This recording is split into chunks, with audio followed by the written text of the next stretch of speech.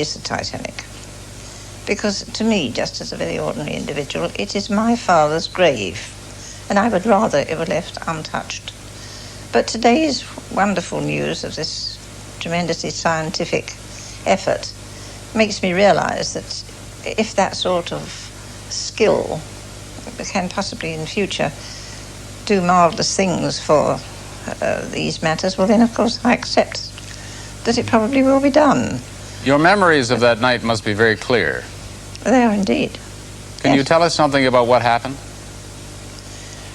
Well, you know quite well what happened. The ship struck an iceberg, and I, like all 7-year-old children, of course, was in bed and asleep.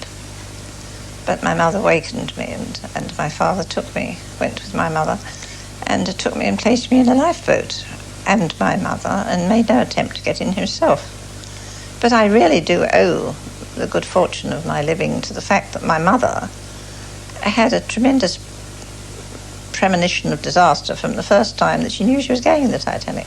Really? And she said that to say that a ship was unsinkable, which is what the whole world was saying, to say that was flying in the face of God.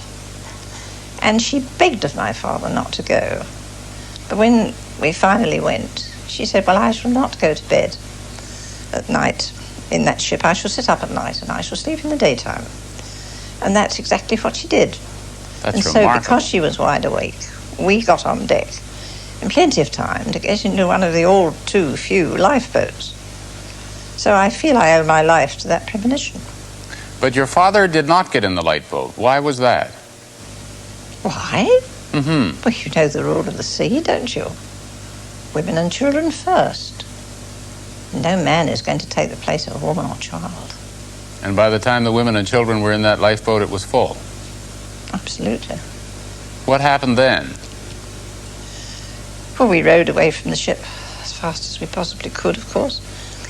And then it was discovered that the boat that I was in was very much overcrowded. And so the boats were all called together, and people would put one in another boat and two in another boat if there was room. And in that transshipment, I got separated from my mother, which was quite terrifying. You were separated from your mother? I met her the next day, of course, aboard the Carpathia. She thought that I'd been dropped in the sea when I was put over the side of the boat.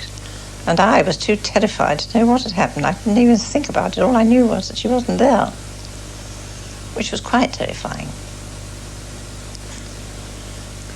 What did you see as you rowed away from the ship?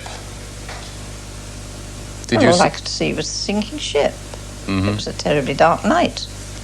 Starlit, but no moonlight. And this tremendous ship, which didn't sink for over 2 hours. Horrible sight. Dreadful sight. Did you see the iceberg? Yes, I did. It was the other side of the ship from where we were, but as we rowed away, and we looked back at the ship, we could see the iceberg, so to speak, behind it. That's the only way I can describe it. It was very large. Were you old enough to know at the time what was happening to your father? Oh, yes, of course. I was devoted to my father. I knew quite well I'd never see him again. Would you like to know now who was at fault for the disaster? Would you like to know anything more about what happened, or does it matter anymore? It doesn't matter anymore. I know what the fault was. The fault was that that ship was allowed to go to sea with too few lifeboats. And therefore those 1,513 people who died that night need not have died. And it took a disaster like that to make the Board of Trade alter their regulations, which now says, of course, that you cannot go to sea without you taking enough lifeboats for everyone. But it took a disaster like that to bring that into being. Because nothing is unsinkable. Absolutely. Miss Hart, thanks very much. Thank you very much.